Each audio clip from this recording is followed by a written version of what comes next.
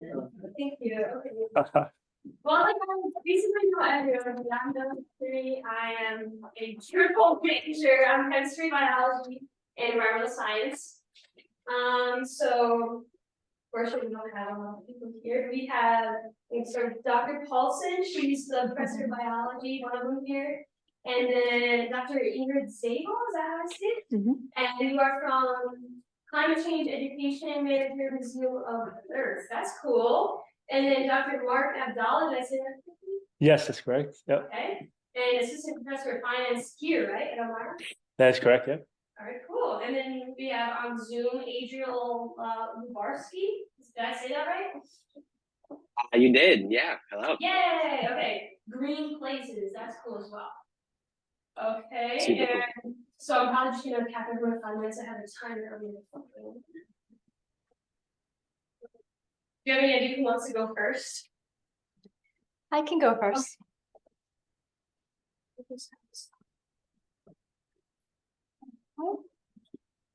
Well, hello, everybody. It's nice to have you here. So I know Skylin and Emma, and then your name? Jessica. And Jessica. Yeah, well, I'm so glad that you all are here today. You all are relatively young students, correct? Like in your freshman year? Yeah, so you're at this really exciting, almost kind of scary part of your lives where you're starting to think about careers and, what kind of careers you might want to pursue. And perhaps you're here today because you might be thinking about a career where you can have like a positive effect on climate or working just in general in the field of environmental science, sustainability, that kind of thing. And the good news is that there are lots of job opportunities right now. So I was looking the other day, and the International Labor Organization estimates that there's going to be about 23 million new jobs added, green jobs added globally by 2030. So it's an area where there's a tremendous amount of growth right now in the job market. And there are, numerous different types of avenues that you can pursue. And so I thought that being a biologist, that I would focus on some of the science-related jobs that are out there. And then I think that we'll have some perspective on jobs in education and business and other things that are shared by the other panelists. So does that sound pretty good? Okay, great. So one thing that you could consider if you're a person that likes science and you enjoy science, you like asking questions, you like discovering new information in science, kind of pushing forward that boundary, you could consider being a scientist in academics, so earning a PhD. And that might sound kind of daunting at first. You might be thinking, oh my gosh, bachelor's degree is already a lot of work. But I just want to share this because this is something a lot of people don't realize. In the sciences, this goes for engineering too. What students do is they get a bachelor's degree, and then they usually go right away into PhD programs. And then 4 to 6 years out, you'll have your PhD. And the PhD programs in science and engineering are great because they don't incur any costs and they actually pay you to go. So that's something a lot of people don't know and something to keep in mind. So it's not like getting an MBA or going to law school where you'll have a lot of out-of-pocket costs. So if your person's really passionate about science, something just to keep in mind, just kind of keep it in mind. And then, of course, there are lots of master's degree programs out there as well. Those are usually 2-year, and you will pay for those, but you'll end up earning more, in your eventual job. So something that's really cool about the whole field of environmental science and sustainability, green jobs, is that there are a ton of jobs you can get with just a bachelor's degree. So, and that's not always the case in jobs in science in different fields. So there are lots of opportunities just with a bachelor's degree as well. And so, whether you've got a bachelor's, a master's, or a PhD, there are lots of different types of contexts you can work in. So there are lots of federal organizations you can work for, and you all probably know some of these already, like the Environmental Protection Agency, the Department of Energy, NOAA, which is the National Oceanic and Atmospheric Administration, lots of others. For the state government, there are tons of jobs as well, mainly under the umbrella of the DEC, the Department of Environmental Conservation. I was just on their website last night, and they are looking to fill 600 summer jobs this year. So if you're a person that's interested in, giving it a try, seeing what it's like, to work in this field, then check out their website. They've got a lot of job opportunities right now, especially Adirondacks region and Catskills. They're looking for people to work in the parks, etc. Lots of opportunities there and other places as well. If you do a search for summer internships and environmental science, sustainability, you'll come up with all sorts of interesting opportunities. So beyond that, there are also opportunities for nonprofits, in the private sector as well. Maybe something that will come up is that there are a lot of jobs right now in the field of sustainability. And that's something that no matter what your bachelor's degree is in, you can get a master's degree in sustainability and then be like a sustainability officer at a company. Lots of companies are looking to have sustainable business, sustainable practices and work that into their business models. So, and I think maybe we'll get to that later as well, more detail. So I'm just about out of time here. So I just wanted to say, if you're interested in any of this, Trevor Browning, excellent person to talk to. Doc Billingsley, we do have masters, and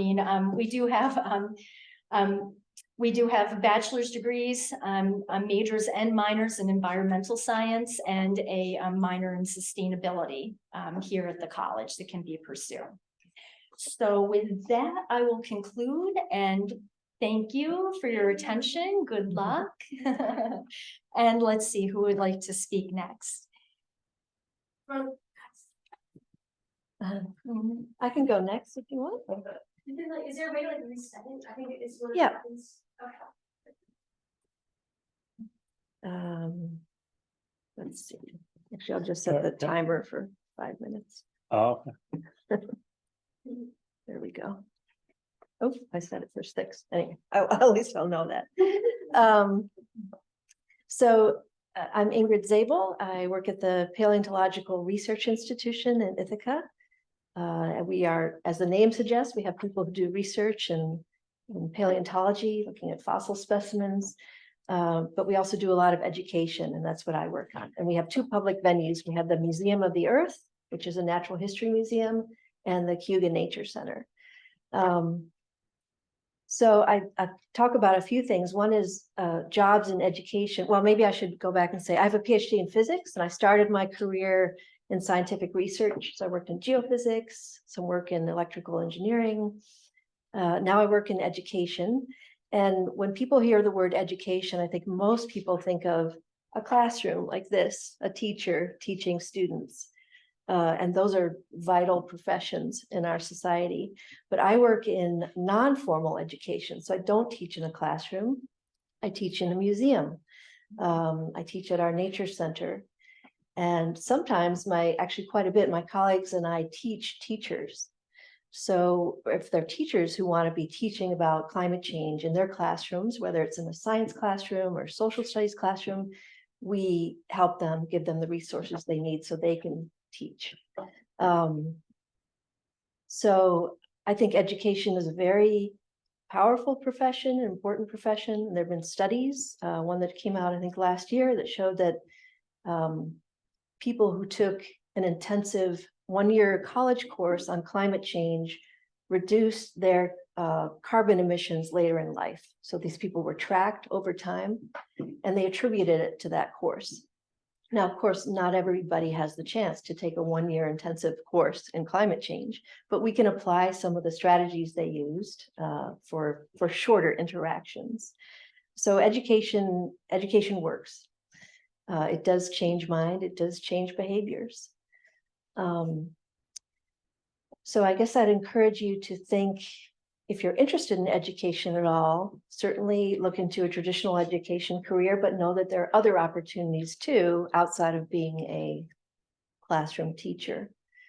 I guess the other main thing I wanted to say is that whatever career you choose, there are opportunities to take climate action. So one of the fields that a lot of people talk about right now is electrical workers.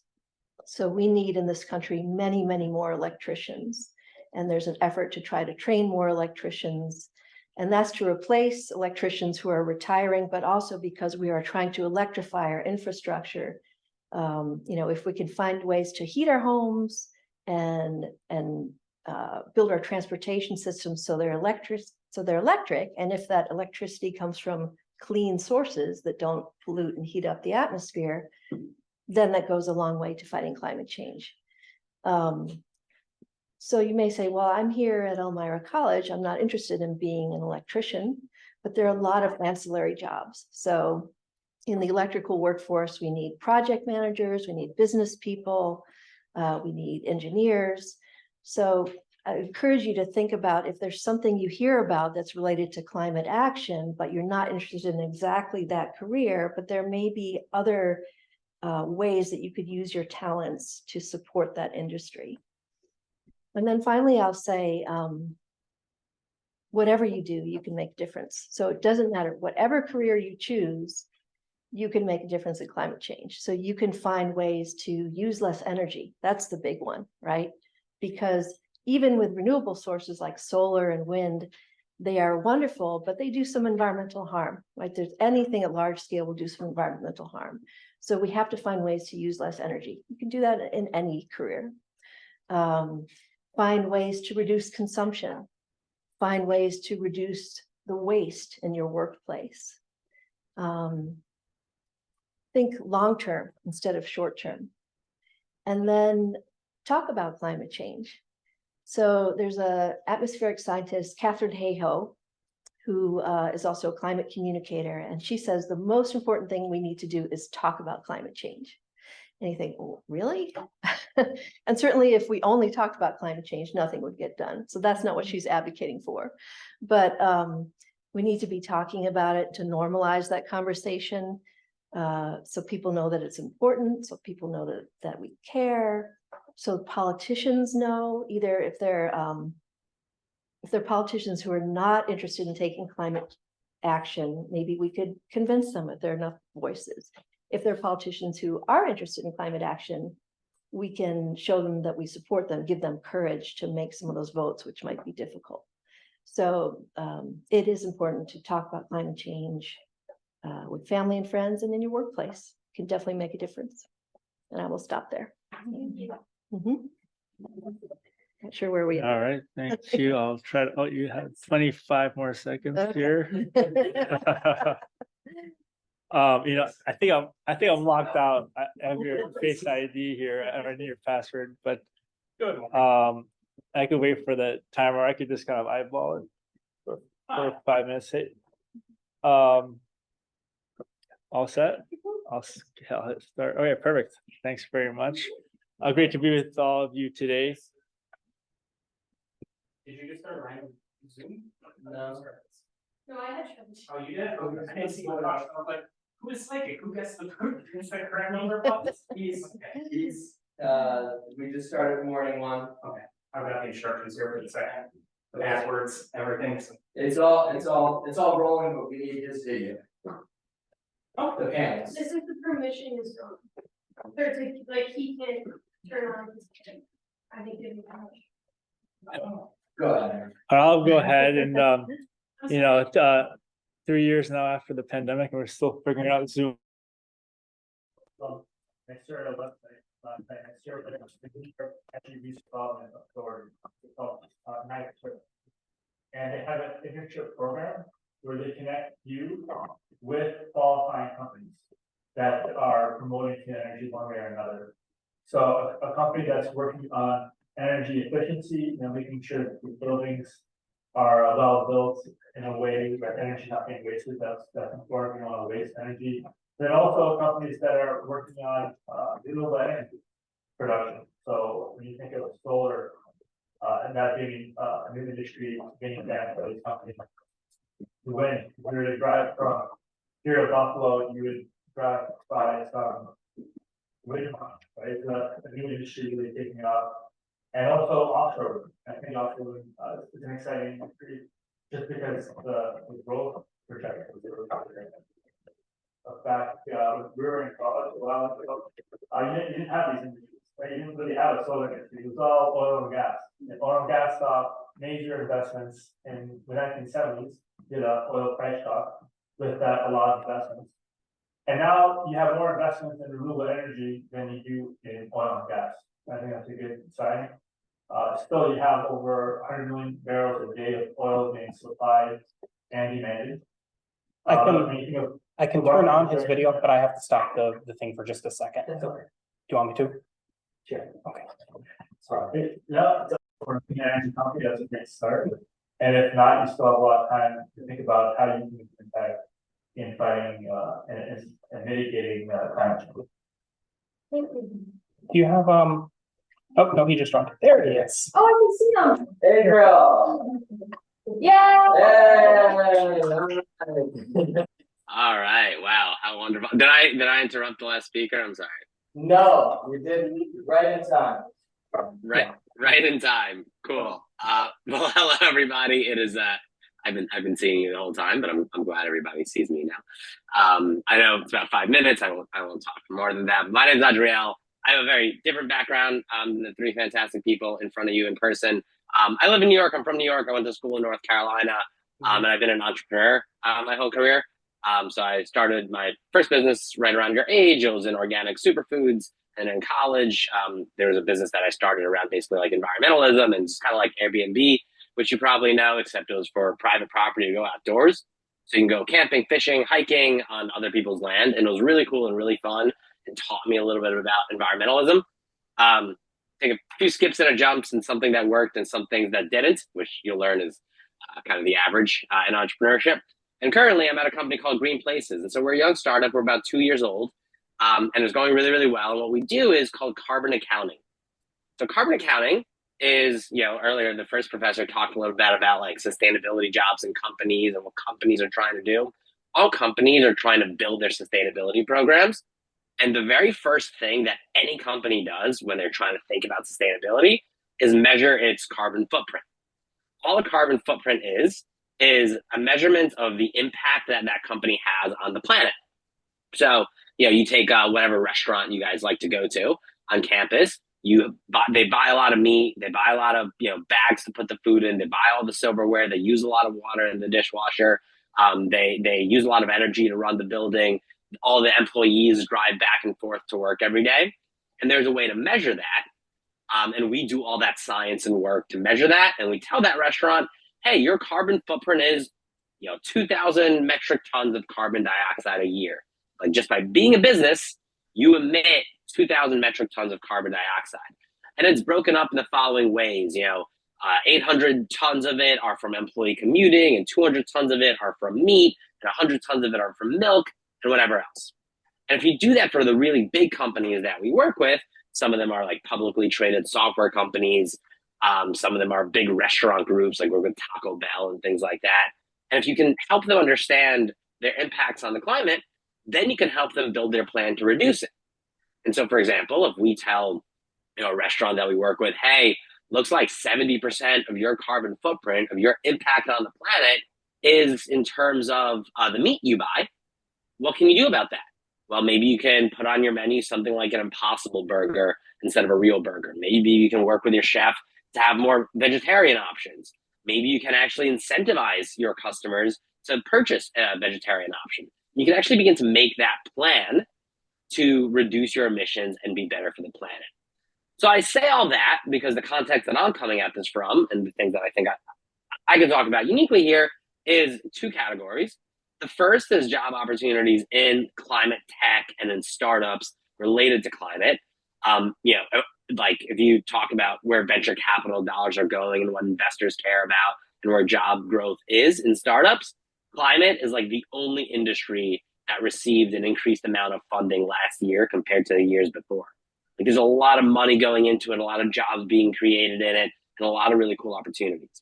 The second category, and this is what my customers do, is they hire people, like one of the professors talked about earlier, to actually help them understand the things that they can be doing around sustainability. And these jobs are really well paid. Sometimes you need a master's in sustainability, or sometimes you just need a passion for it. And your entire job there is to help this business understand what it can be doing to be doing better work for the planet. Sometimes there are roles like director of sustainability or head of social impact or sustainability manager. The titles are always a little different. But if you can help a business do something good for the planet and be seen as a more sustainable brand, or make its customers feel like it's doing something good for the environment when it shops there, well, then you can actually increase the stock price, increase the price of your products, and like be a better business. So I think that's like the really cool thing happening in the sustainability corporate world right now, is that companies are realizing that if you do sustainability really well, which is hard to do, which requires a lot of science, which requires a lot of skill set and a lot of money, that's also really, really good for being, for just your business. It helps your business make more money. It helps your business reduce costs and reduce waste. It helps your business comply with all these interesting government regulations that are going on, because a lot of the government is actually beginning to require very big companies to do a lot of this reporting. So there's a lot of awesome job opportunities, both in climate tech startups that I'm happy to talk about, that are so much fun. And like, I've been in startups my whole career and it's a blast. Very difficult for a lot of reasons, as any job is. And then there's also really, really cool work to be done at larger company sustainability programs. That's really, really important. And that's driving a lot of the like, decarbonization is the phrase of the corporate sector in America. So that's my background, and happy to talk about any more of that. And super, super glad that a couple of you guys really care about this and that we get to talk about it. Thank you. Okay, so does anyone have any questions, or on Zoom, does anyone have questions? If not, I can start. So I have a question. So I don't really know a lot about finance, like at all. Like I am STEM, so I have no idea about business, but I hear like, and you can totally correct me because I'm extremely ignorant, but I hear all the time like, oh, like since we're switching from natural gas and oil to like XYZ, it's gonna hurt the economy, hurt jobs, and like all that stuff. Is that true? And like, because you were saying that we might open up more avenues for investment. Is so? Yeah, that's a great question. Thanks so much for asking it. And if you want to learn just a little bit more about finance, you take the financial management course. I'll plug the Elmira College course here. That's available for any of you. That's the first finance course within the FIN category. And yeah, I encourage you to actually take just a little bit of finance. Again, I think it's a very powerful combination. STEM, experience. right? STEM with finance. It's just that really sets you up well. And I think it's an excellent question, because you do hear this in the news that, oh, with this legislation, they're canceling permits for the oil and gas industry, and oil and gas is gonna drill off of Alaska. Now they can. You see it in the media. Yeah. 1,000 jobs lost, right? Big headline. And it comes across like it's bad for the economy. And if you tax oil and gas production, then that leads to higher oil prices, which is bad for the economy, because if you have higher oil prices, you have higher gas prices. You're traveling with gas, you're transporting goods with gas. That's higher cost overall. Of course, we've all heard, even if you haven't taken any finance, I'm sure you heard of inflation. Yes. Right, especially with how big that's been in the news this past year as well, and that's very bad for a lot of consumers. That especially if you're older and you're living off fixed income, all of a sudden prices are higher. It's generally very bad for the economy, high inflation. And so there are some parts that are true, but overall, investments in clean energy and the advancement of this new industry is actually very good for the economy. And to be on the frontier is very important for our position in the world, right? You want to be at the very front of this renewable energy industry. And we're competing against other countries for this new industry. China is investing a lot in wind and offshore wind. They're subsidizing solar panel production. They're building new big turbines for offshore wind. So whoever can be in the frontier and come up the curve as quickly as possible can be well positioned 50 years down the road, where we will still be using renewable energy. We will be shifting away from the fossil fuel industry eventually, right? And that's the key, is we have to make this transition. With any transition, there will be long-term problem, but like long-term, would it be better? there will be some short-term problems in the sense, if you work for oil and gas, you have to protect your own interests, right? And the oil and gas industry has employees, they have their own stakeholders. But what I would encourage oil and gas companies to do, and a lot of them are, is to invest in renewable energy. So a lot of these oil and gas companies, they have the technology in deep sea drilling that they can then apply to offshore wind production, for example.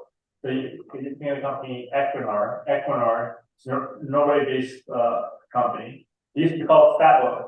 So they actually changed their name from oil in the name to Equinor, much nicer name.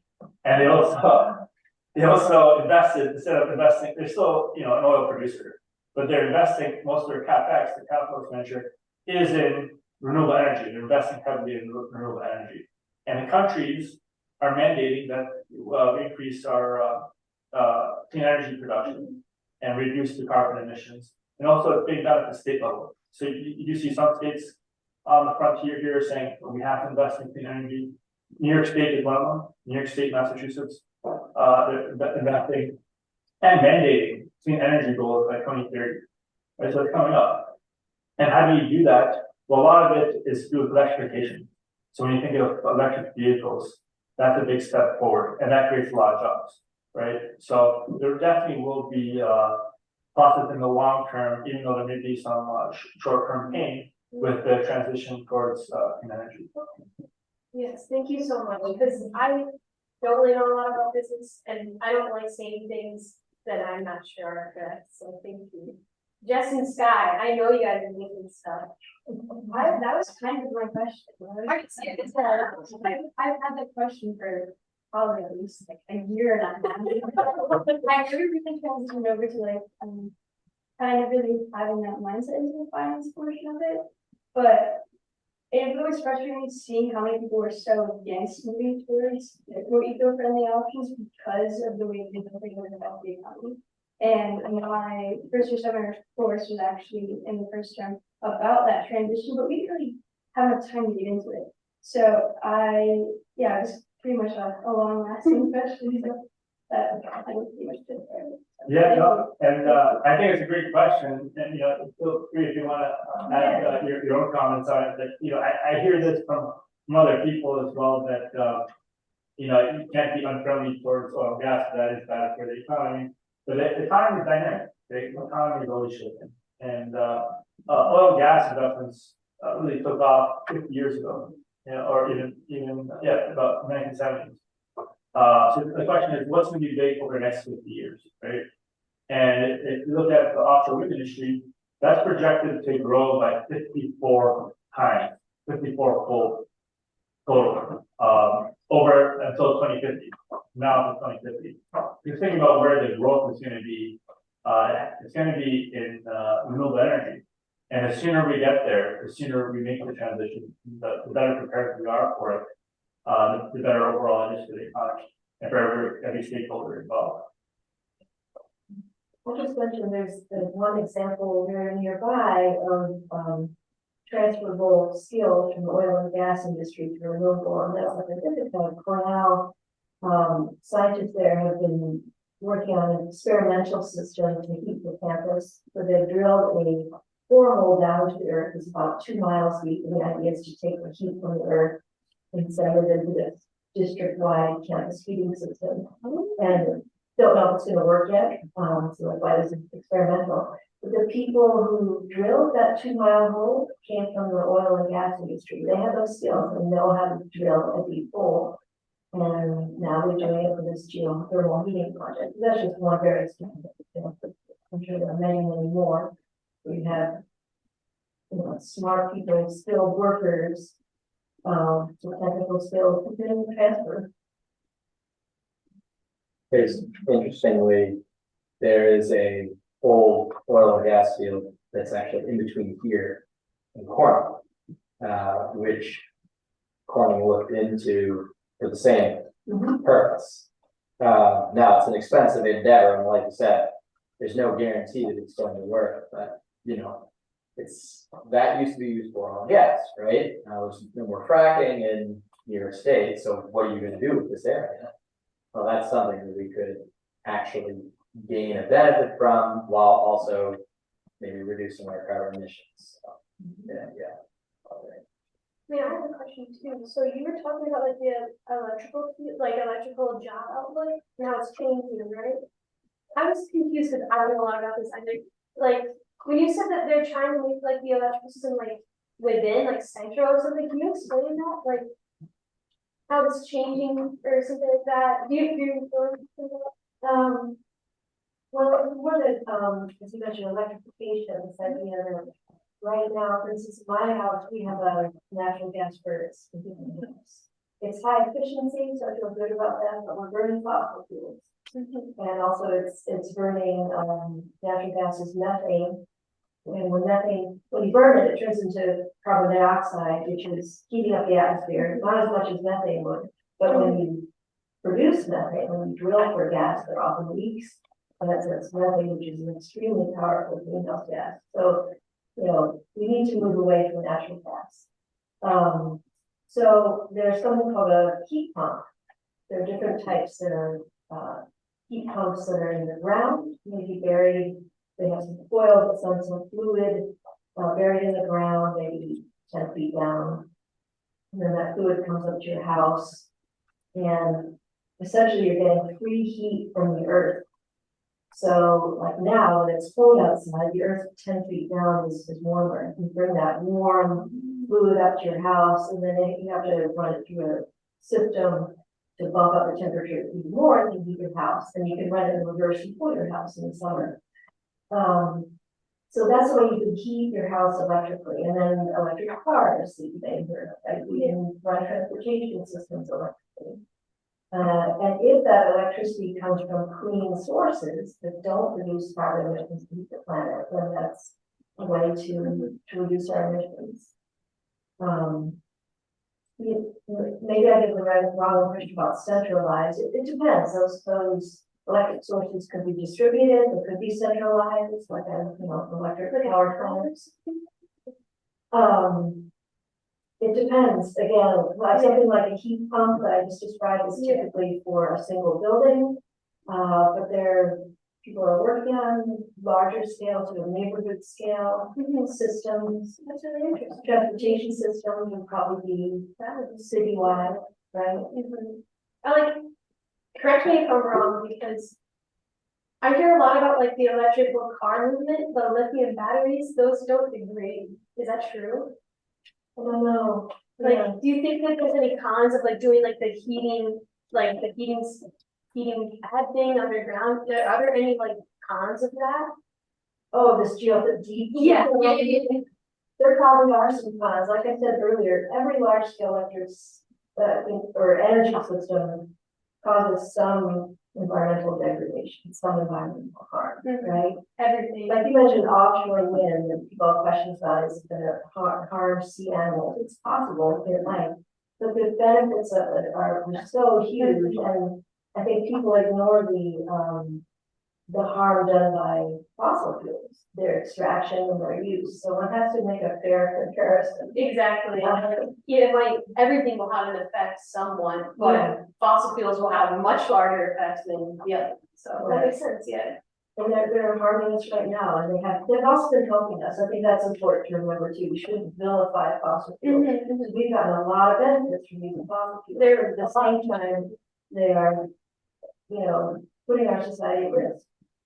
So Well, something that you said earlier that I really thought was great, is right, reducing is really important, and understanding that you don't want to try to do anything at the largest scale, right? So yeah, offshore wind seems like an awesome option, but if you rely completely on offshore wind, you might create more problems for yourself. If you can balance yourself out through various different types of energy, renewable energies, then, we don't have the problem like sticking a bunch of solar panels in the Sahara and drastically changing the climate of Africa, right?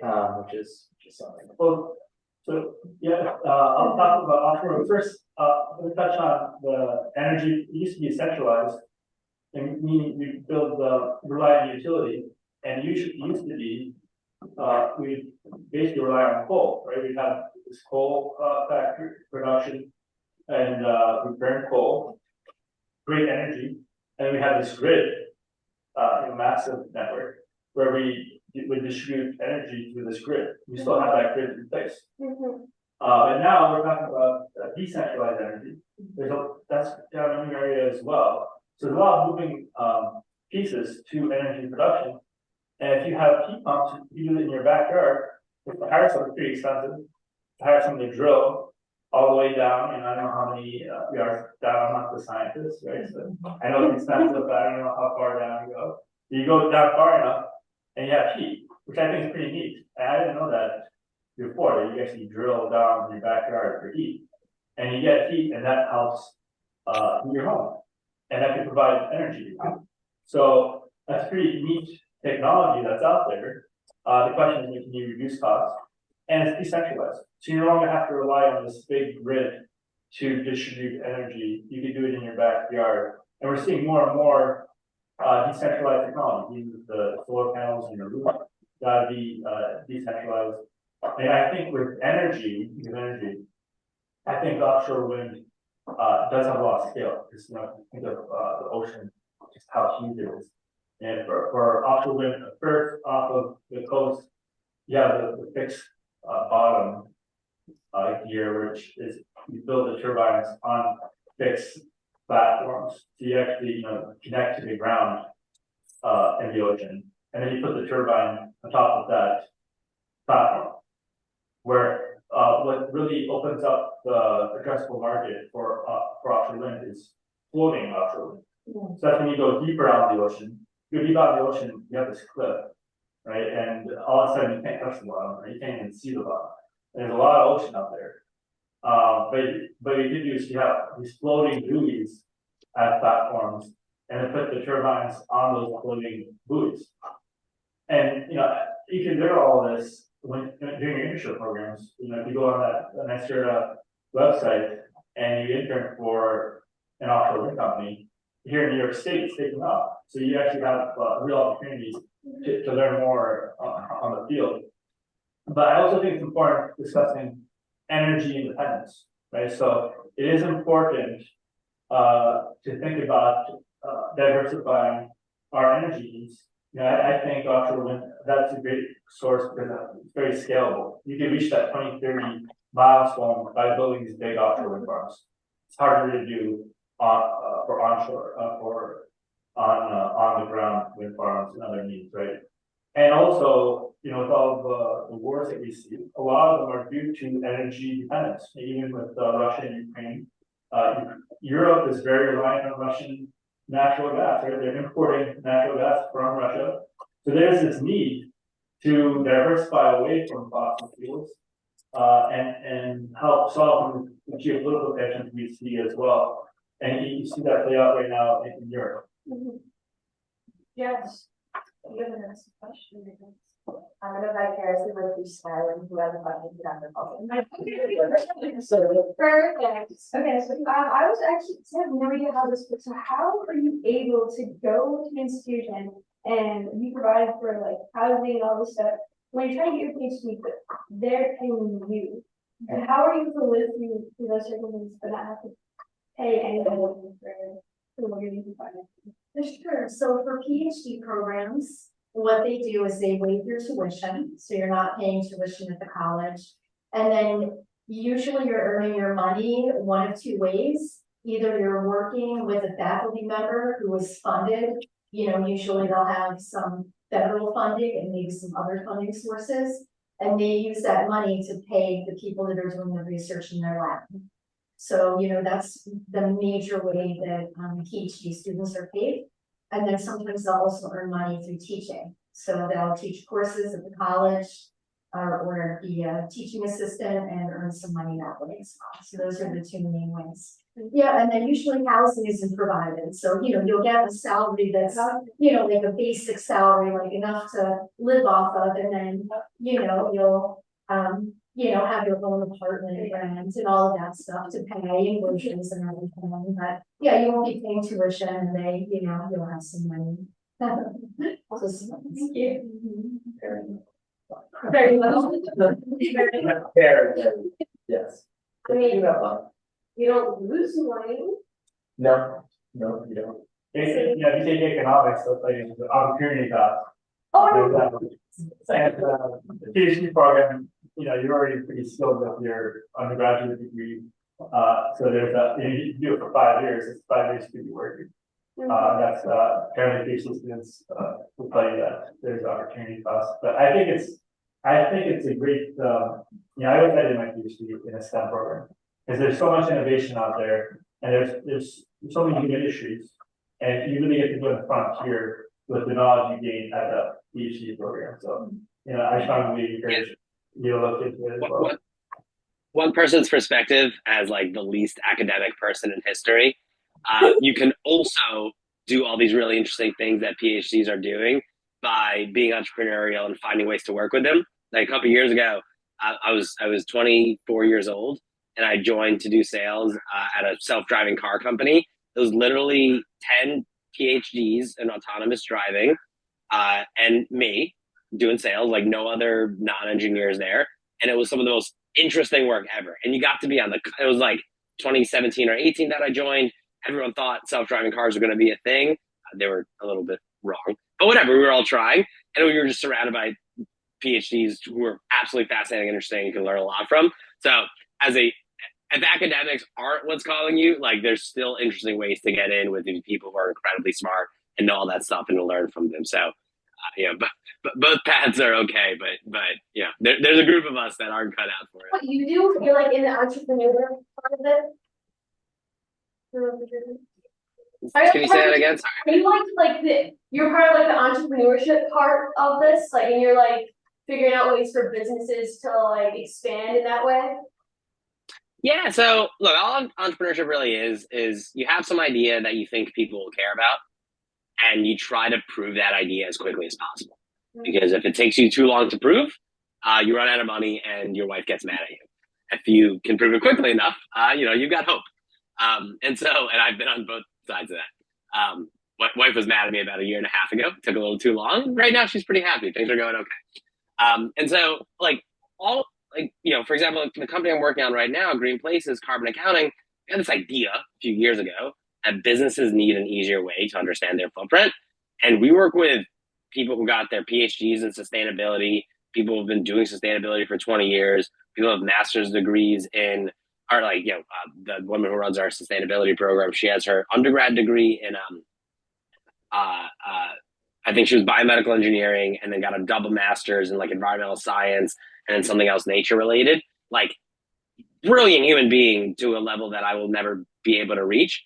And I get to work with her and I get to help her build out this really interesting program. So that's all entrepreneurship, like from the business side, really. You can come at it from the science side. You can come at it from a academic side. You can come at it from a business and sales side, which is my side of it.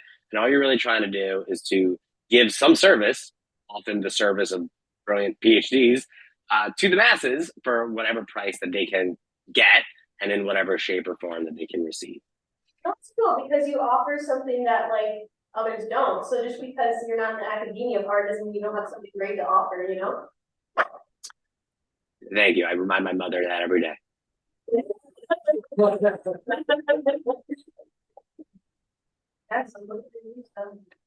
right. I was wondering if we could hear more about the like nature Airbnb thing. The nature of what, sorry? You said It's hard to hear. You said you had like this nature Airbnb thing going on. Oh, sure. Yeah, so it was called Roamer. And that was one of those that it took too long to prove the idea. We ran out of money. But the idea basically was, I'm going to get my numbers wrong because it's been almost 10 years, but something like 80% of America is private land, especially in the East. And in the West, it's a little less, but something in like east of the Mississippi, 80% of America is private land. And some of this private land is brambles and you don't want to be there, but some of this private land is incredible. Like upstate New York actually is a great example. You have people who have, had ponds that they've owned for generations stocked with fish, or people who have walking trails that they built out that are absolutely beautiful. And what we thought would be really cool is if you created a safe way for people who wanted to go onto that private land to fish this incredible pond or go for a hike in an area that they've never been before, go camping like somewhere exclusive because it's hard to get into the state parks. And you connected them with these landowners and said, hey, landowner, like, we'll cover insurance, we'll make sure that this person is safe, we'll make sure they're not staying too long, we'll make sure they're paying you, we'll make sure they're not breaking any of your rules or whatever. That'd be a really cool thing and a really cool experience. Long story short, it was a really cool experience. It was absolutely like an amazing thing when you click a couple buttons on an app, you drive 10 minutes, and all of a sudden you're on this farmer's private property, you know, camping with your friends, you're all alone, you have these walking trails, like you get to, it was absolutely amazing. And that part of it worked. So I think the idea was the right one. We had a problem, which most startups have. Your idea is totally fine. Your execution is bad. And our mistake, there's a million ways for a startup to die. This particular way that we died is we tried to do too many things at once. So we basically allowed for fishing and dog walking and throwing private parties and camping and hiking and children's activities and business. Like, we did all these different things because that was the idea, is like you can do whatever you want on private land. And that was a problem because we weren't focused enough on making any of those experiences good enough. So, you know, let's say you like to go fishing. You'd be like, oh, I heard there's this cool app called Roamer where you can go fishing. You get on, and there's like 2 fishing places, but there's like 3 dog walking places and 6 hiking places and 4 camping places. You're like, well, I went to both fishing places. I'm kind of done. And it wasn't amazing enough for you. So the lesson that I took to future startups, and if you take the startup path, you're going to mess up 1,000 times. Literally on my 7th company now in a very short career. You learn how to get a little bit better every single time. The lesson from there was you focus and you make like a really amazing experience for one small group of customers. Could have been fishermen, fisher people, whatever. It could have been campers. It could have been dog walkers. It doesn't matter as much who that was, but they need an amazing experience. And then you go to the next group and the next group and the next group, and you expand and you expand and you expand. It was a ton of fun. I got to spend, I did a like senior year of college for about 2 years after that. I got to, you know, all my friends were working in banks 80 hours a week. I got to go play in the woods for no fewer hours because it's a lot of work doing a startup, but it was a ton of fun and taught me a lot about the environmental movement and just startups, which was a blast. Are there any more questions? I just think, like, comment on all these things. It's really great to have all these different opinions. I think the underlying theme, it seems like, is there are so many different ways that you can engage with climate sustainability and thinking about these things in your career, whether it is that you want to specialize 100% and go pursue a career in academia, or whether you want to try to educate people, you know, and get this conversation happening like we're doing right now, right? Or whether you want to go work with some other people that have already specialized, right? You just want to be around them and do interesting things, do a bunch of interesting things. Or, you know, pursue the business side of things and really try to understand from an economics perspective where you're going to do. There's so many different ways for it to interface. So when you're talking to your friends and they're like, oh, well, I don't know how my career path is going to intersect these things. And people tell me about, well, I'm not interested in environmental science. It doesn't have anything to do with my career. It's like, you couldn't, I mean, you may not be interested, but it definitely has something to do with your career because it touches all of them. And this is just, it's a fantastic cross section. I really, great extension.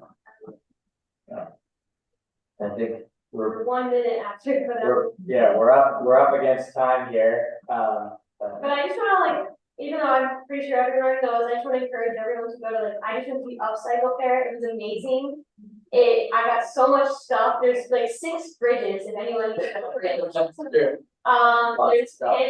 at 1:15, I believe. Is that true? 1:15 in all the same locations. Jess is moderating that. We There's got an energy panel too yeah. that we're doing. Oh, really? Yeah. Is that No, Dr. Sale? Is he doing Yeah. that? yeah, we'll have an energy just specifically dedicated to that, and then another panel. The Tanglewood is there. Is that like the people with the animals? If we go right over to the campus center right now, that's where all the demonstrations are going on. So worth seeing. But thank you guys so much for coming. It's very good to hear all of you, and I really like to ask questions, because I love to learn. Thank you all. Thank you. Thanks for joining us virtually, Adriel. This was fun. Thanks, y'all. Thank you so Reach much. out anytime. I'll follow you via email soon. Bye. Bye.